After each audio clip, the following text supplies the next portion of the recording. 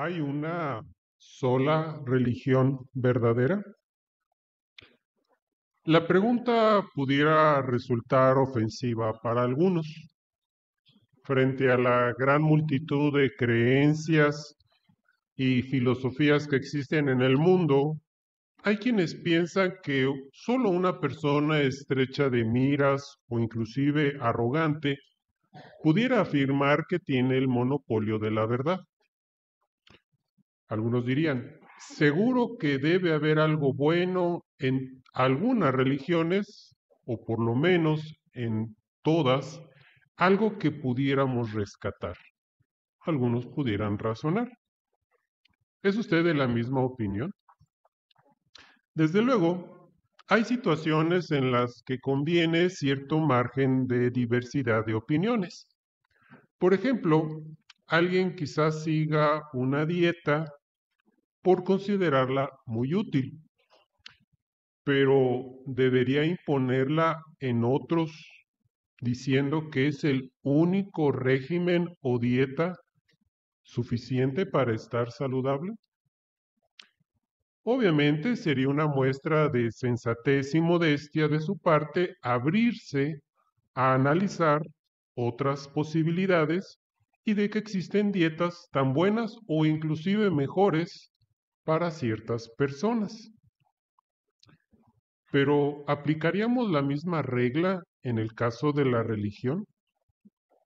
Existen varias alternativas aceptables entre las cuales elegir dependiendo de la crianza que uno haya tenido o de la percepción de la vida. ¿O hay un solo cuerpo de doctrinas verdaderas que sería de aplicación universal? Esta pregunta es lo que estaremos analizando esta mañana, pero sobre todo viendo qué es lo que dice la Biblia al respecto. Si hay una religión falsa y una religión verdadera. ¿Qué dice la Biblia? ¿Qué podemos encontrar en ella? Vayamos al primer texto de la Biblia. Es Isaías capítulo 2, versículos 2 al 4. Y notemos qué descripción se da aquí. Isaías capítulo 2, versículos 2 al 4 dice, en la parte final de los días, la montaña de la casa de Jehová será firmemente establecida por encima de la cumbre de las montañas y será elevada por encima de las colinas, y a ella fluirán todas las naciones. Y muchos pueblos irán y dirán, vamos, subamos a la montaña de Jehová, la casa del Dios de Jacob. Él nos enseñará sus caminos y nosotros andaremos en sus sendas. Porque la ley saldrá de Sión y la palabra de Jehová de Jerusalén. Él, Dios, será juez entre las naciones y resolverá los asuntos con relación a muchos pueblos. Convertirán sus espadas en arados y sus lanzas en podaderas. Las naciones no alzarán la espada unas contra otras, ni aprenderán más a hacer la guerra. ¿Qué descripción encontramos aquí? Bueno, aquí se asemeja la religión verdadera con una montaña. Esta montaña es un lugar simbólico, obviamente, donde acude la gente, donde se acerca. ¿Qué obtiene la gente en esta montaña o religión? Bueno, aquí también la descripción dice que se le enseña o aprende. Inclusive mejora su vida, porque también cambian su actitud, dejan de ser violentas, ya no alzan la espada ni son unos contra otros. Por supuesto, este sería el resultado de la religión verdadera. ¿Pero es de lo único que habla la Biblia? Acompáñenme ahora al libro de Apocalipsis, capítulo 17, versículos 1 y el 5. Y notemos ahora, pues en agudo contraste, otra organización, por decirlo así. Pero veamos también la descripción que se hace de ella. Apocalipsis capítulo 17, versículo 1 y luego pasamos al 5. Dice así. Uno de los 7 ángeles que tenían los 7 tazones vino y me dijo, ven que te voy a mostrar la sentencia contra la gran prostituta que se sienta sobre muchas aguas. ¿Quién es esta mujer? Dice el versículo 5. Llevaba escrito en la frente un nombre, un misterio: Babilonia la Grande, la madre de las prostitutas y de las cosas repugnantes de la tierra. De nuevo, ¿qué representa esta mujer? Obviamente no es una mujer literal, sino una organización. Más adelante lo veremos más ampliamente, pero se menciona que se asocia o se relaciona con la economía y la política. Por lo tanto, no es ninguna de estas dos. Lo único que queda que tiene suficiente poder o dominio sobre la gente es la religión. Y por lo que se nota, es en una situación bastante desagradable, ya que se relaciona con prostitución. Y por supuesto con Babilonia la Grande, la ciudad antigua de Babilonia, donde dominaba el espiritismo y la religión falsa. Entonces, ¿habla la Biblia de una sola religión? No. Habla de una religión acepta, donde se aprende y se cambian de actitudes a cuestiones positivas, pero también de la religión falsa, en este caso representada por Babilonia la Grande. ¿Quiere decir esto que solamente alguien puede decidir? Mire, acompáñeme ahora a Mateo capítulo 25 y notemos cómo el Señor Jesucristo, hablando proféticamente de nuestros tiempos, de los últimos días del sistema de Satanás, habla sobre un proceso que se estaría llevando a cabo. Mateo capítulo 25, versículos 31 al 33. Perdón. Mateo 25, 31 al 33. Dice: Cuando el Hijo del Hombre venga en su gloria y todos los ángeles con él, entonces se sentará en su glorioso trono. Todas las naciones serán reunidas delante de él, y él separará a las personas unas de otras, igual que el pastor separa las ovejas de las cabras. Pondrá a las ovejas a su derecha, pero a las cabras a su izquierda. ¿A qué se refiere esta separación de personas? Bueno, más adelante el Señor Jesucristo menciona que esta separación se basaría en la actitud que tendrían hacia Jehová y sus representantes en la tierra. Si hubiera respeto o apoyo, serían como ovejas puestas a la derecha. Si los rechazaran, quedarían a la izquierda, como cabras. ¿Qué destino tendrían tanto un grupo como el otro? Mire, vayamos a los versículos 41 y 46. Dice así: A los que están a su izquierda, entonces les dirá: aléjense de mí, ustedes los que han sido maldecidos.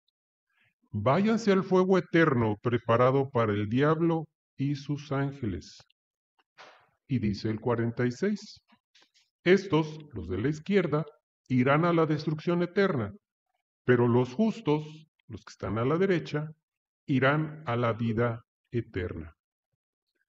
Por lo tanto, aquí vemos de nuevo que para Jehová hay dos grupos de personas: los que están en la religión verdadera, los que lo apoyan, los que lo obedecen, y obviamente el otro grupo que lo rechaza, que no lo obedece o por lo menos no hace lo que él pide. Y vemos los dos destinos, ¿verdad? Vida eterna o destrucción. Hay algo que también nos llama la atención de esta mención del Señor Jesucristo. ¿Nota usted que haya un tercer grupo? ¿Alguien que se mantenga neutral, que ni esté en la religión verdadera ni en la falsa? No, ¿verdad? O está a la derecha o está a la izquierda. Por lo tanto, otra vez, para Jehová no hay cuestiones intermedias. O se le apoya o se le rechaza. O recibe bendiciones o precisamente es destruido. ¿Cómo saber en qué lado estamos? Si la religión que practicamos es la verdadera o por lo menos aprobada por Dios. Esta plática se centrará en 5 aspectos que describe la Biblia para poder distinguir la religión verdadera de la falsa y veremos varios aspectos que se espera de uno y que podríamos esperar del otro. Vayamos al primero. Santiago 4:4, no lo vamos a leer, menciona que quien es amigo del mundo de Satanás, automáticamente es enemigo de Dios. Cualquier persona o grupo de personas que se relacionen íntimamente, especialmente con la política, una parte dominante del mundo de Satanás, se está haciendo enemigo de Dios. ¿Cómo lo manifestó esto el Señor Jesucristo mientras estuvo aquí en la tierra? Mire, vayamos a Juan capítulo 18, versículo 36. Aquí, un gobernante, Poncio Pilato, cuestiona a Jesús sobre su posición respecto al dominio romano, una cuestión política candente en ese momento. Note lo que él dijo en Juan capítulo 18, versículo 36. Dice así: Jesús le respondió: mi reino, o lo que él apoyaba, no es parte de este mundo, del mundo del diablo. Si mi reino fuera parte de este mundo, mis ayudantes habrían peleado para que yo no fuera entregado a los judíos. Pero la realidad es que mi reino no es de aquí. Sí, el Señor Jesucristo se mantuvo completamente ajeno a los asuntos políticos que había en su época. Él simplemente dijo: mi reino no es parte de este mundo. Y sus seguidores lo copiaron. Ellos se mantuvieron separados de los asuntos políticos del mundo que los rodeaba.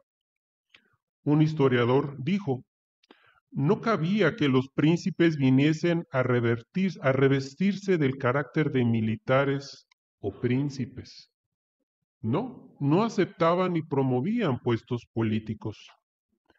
Pero entonces, ¿qué pasó? Otro escritor, Malcolm Muggeridge, dijo: la cristiandad empezó con el emperador Constantino, pero hasta se pudiera decir que Cristo mismo abolió la cristiandad antes de que ésta empezara, cuando declaró que su reino no era de este mundo. Una de sus declaraciones más trascendentales e importantes. Entonces, ¿cuál sería la postura de los primeros cristianos precisamente ante la situación y problemas que los rodearan? Jesucristo les dejó muy claro qué tenían que hacer. Acompáñenme, por favor, a Lucas, capítulo 10, versículos 8 y 9. Y ahí veremos cuál sería la postura, el trabajo que deberían realizar sus discípulos. Lucas 10, 8 y 9 dice: además, en cualquier ciudad donde entren y lo reciban, coman lo que les ofrezcan y curen a los enfermos que haya allí y díganles: el reino de Dios se ha acercado a ustedes. ¿Sí? Los cristianos promoverían el reino de Dios como la solución a los problemas: economía, inseguridad, etc. La única solución sería el reino de Dios.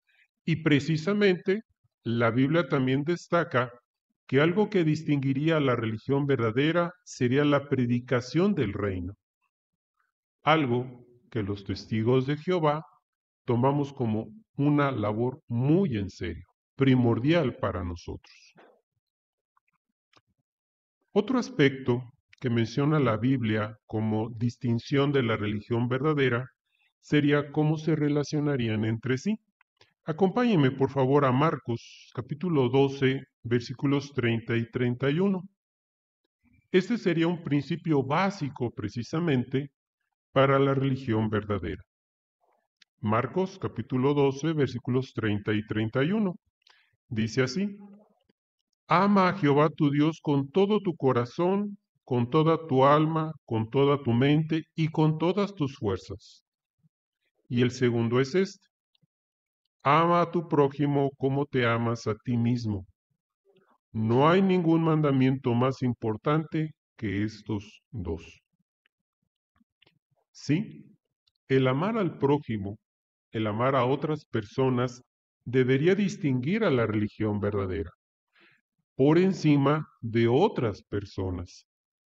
Por lo tanto, las relaciones serían confiables y estrechas. Ahora, acompáñenme a primera carta de Juan, capítulo 4, versículos 20 y 21. Y no, amar al prójimo y llevarse bien con otros, no se trataría de algo deseable, algo, pues échale ganas y si no lo puedes, no hay problema. No. Primera de Juan, capítulo 4, versículos 20 y 21, recalca la importancia de amar a otras personas. Dice así: si alguien dice, yo amo a Dios, pero odia a su hermano, es un mentiroso. Porque el que no ama a su hermano a quien ve, no puede amar a Dios a quien no ve. Recibimos de él este mandamiento: que el que ama a Dios, ame también a su hermano. Es muy claro, ¿verdad? Debería ser un principio primordial, algo básico dentro de la religión verdadera. Ahora, no se trataría simplemente de tratar bien a otras razas, sino hasta inclusive personas de nuestra comunidad. ¿Dónde empieza el racismo?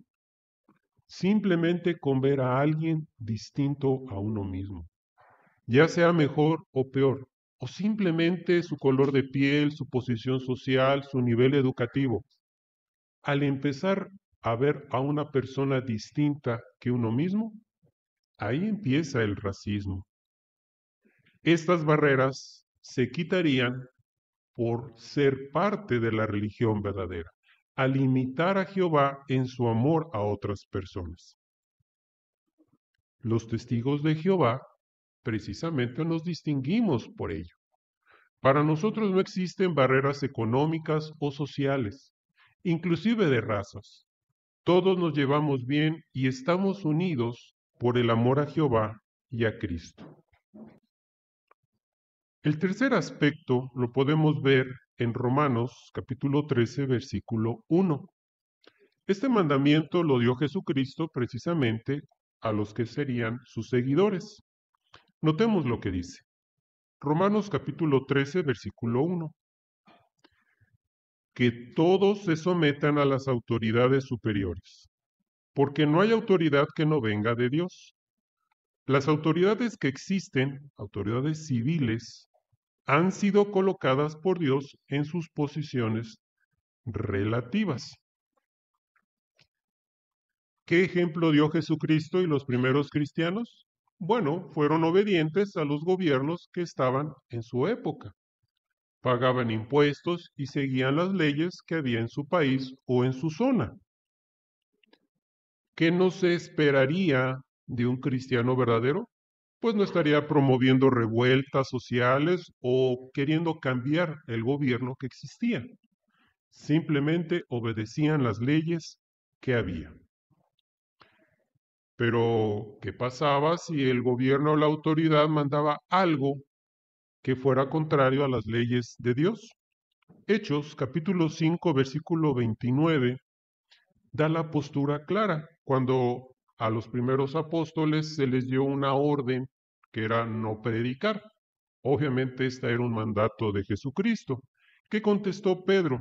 En Hechos 5:29 dijo: tenemos que obedecer a Dios como gobernante más bien que a los hombres.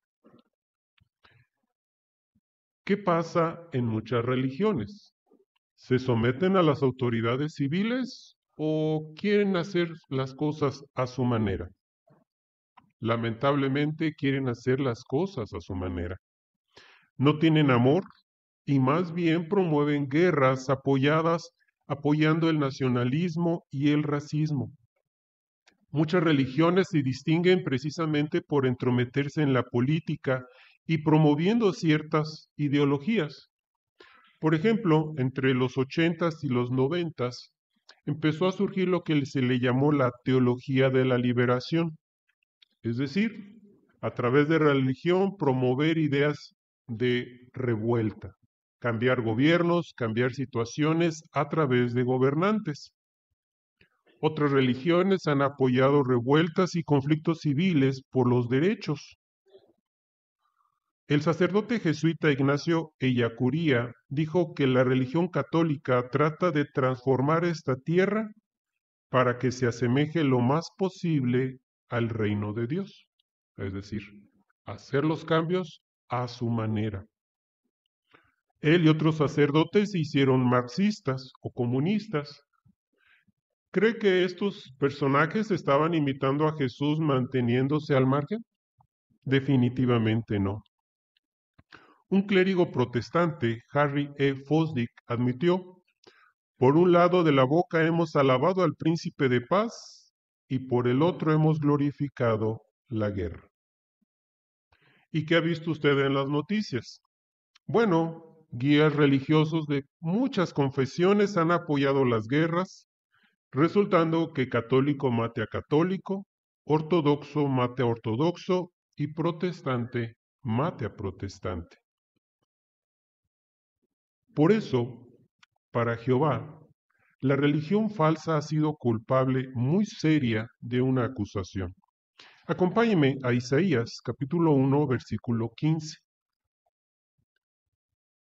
Y esta es la visión que tiene Jehová cuando estas religiones promueven la paz, pero o dicen que apoyan a Dios, pero en realidad promueven la guerra.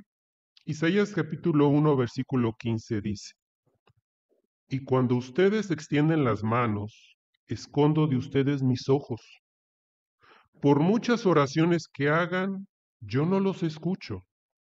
Sus manos están llenas de sangre.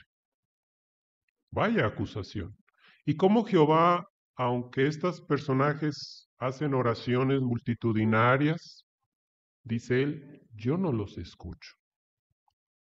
¿Qué hay de los testigos de Jehová? Nosotros hemos realmente batido nuestras espadas en rejas de arado.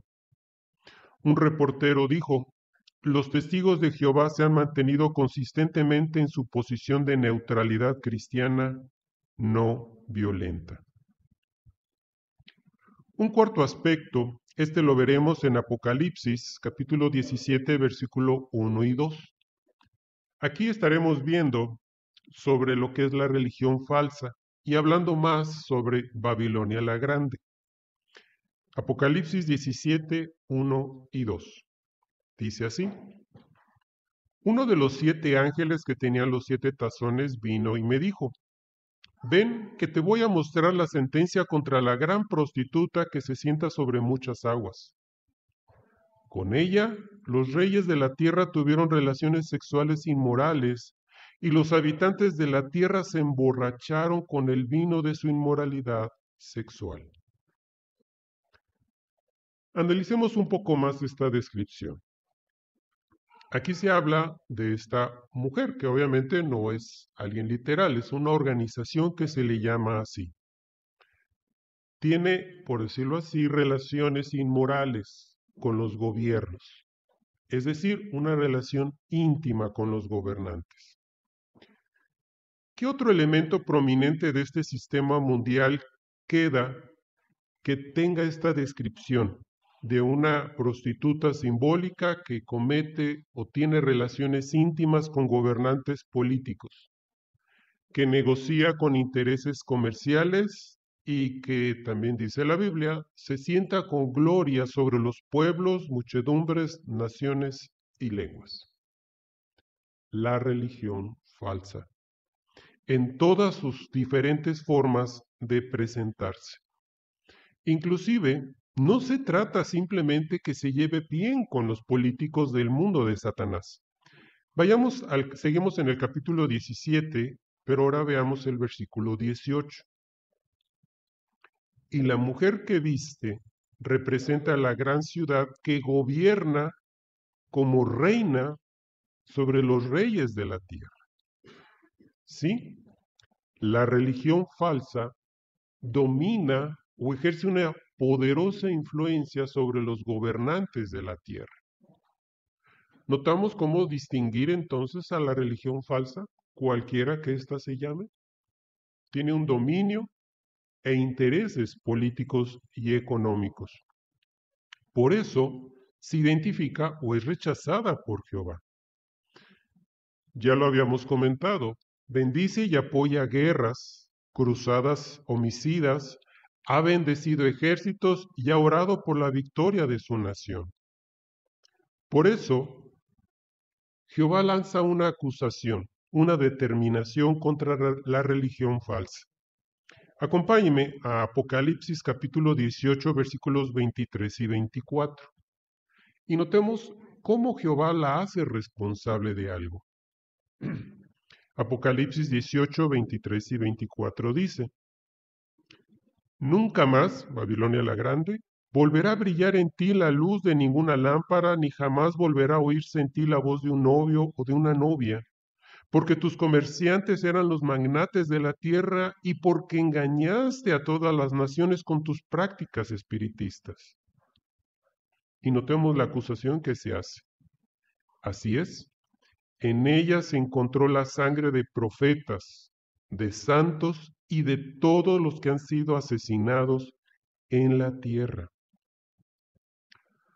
¿Por qué se le hace responsable a la religión de todas las personas que han sido asesinadas? Porque la religión falsa ha enseñado a la gente a ser parte del mundo y apoyar a al nacionalismo y a las guerras. Si realmente pusiera firme su posición ante la no violencia, ante el respeto a la vida, las cosas serían distintas. Pero no lo han hecho. Por eso Jehová los declara culpable de todo derramamiento de sangre que ha habido en este planeta. ¿Cuál es la promesa de Jehová para con esta mala influencia? Seguimos en Apocalipsis, capítulo ahora 17, regresamos al 17, versículo 16. Los 10 cuernos que viste y la bestia salvaje odiarán a la prostituta y la dejarán en ruinas y desnuda. Se comerán su carne y a ella la quemarán por completo con fuego. Sí, finalmente será destruida. Entonces, ¿qué queda? ¿Qué podemos hacer nosotros? Este es otro rasgo, el quinto aspecto de la religión verdadera. La solución a los problemas del mundo no consiste en apoyar un movimiento o mezclarse en la política. Esto nunca ha mejorado la situación ni la mejorará. La única solución es el reino de Dios mediante Cristo. Esta es la única forma en la que los problemas de la humanidad, pobreza, discriminación, violencia, hambre, etc., es la única forma en la que serán erradicados. Bajo Cristo y con su poder milagroso apoyado por Jehová, erradicará todos estos problemas. No, no se trata de una ilusión o un buen deseo. Se trata de una promesa del Dios que no puede mentir. Es tan real esta promesa, es tan segura, que durante 2024, 9.043.460 personas hablamos de este mensaje, promovimos este gobierno celestial, enseñamos a las personas que esta promesa se realizará muy pronto en más de 118.700 congregaciones en todo el mundo. Creemos, y esa es una marca que distingue la religión verdadera, que las promesas de Apocalipsis 21, 4 y 5 se cumplirán muy pronto. Ya no existirá la tristeza, ni la muerte, ni el dolor. Las cosas anteriores han pasado. Por eso, ¿qué se espera de nosotros ahora? Apoyemos la religión verdadera, identifiquemos la religión falsa y ayudemos a las personas que están bajo este dominio a salir de ella. Que presten atención a la advertencia de Dios que dice Apocalipsis 18:4. Sálganse de ella, pueblo mío, si no quieren ser cómplices de sus pecados y si no quieren recibir parte de sus plagas. Aún queda tiempo de salir, de aprender cuál es la religión verdadera y, por supuesto, escuchar y obedecer los mandatos divinos. La religión falsa será destruida junto con todo el mundo de Satanás y no quedará ningún vestigio. Ahora es el momento de actuar, de confiar en Jehová.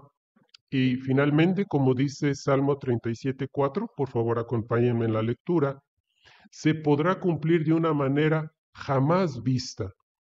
Salmo 37:34.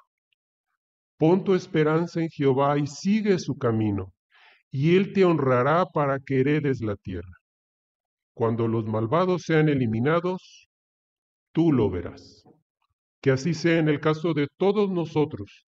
Formemos parte de la religión verdadera, obedezcamos y pongamos nuestra confianza en Jehová.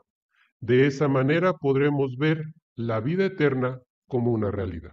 No te olvides suscribirte a este canal y, por cierto, ¿ya viste este video?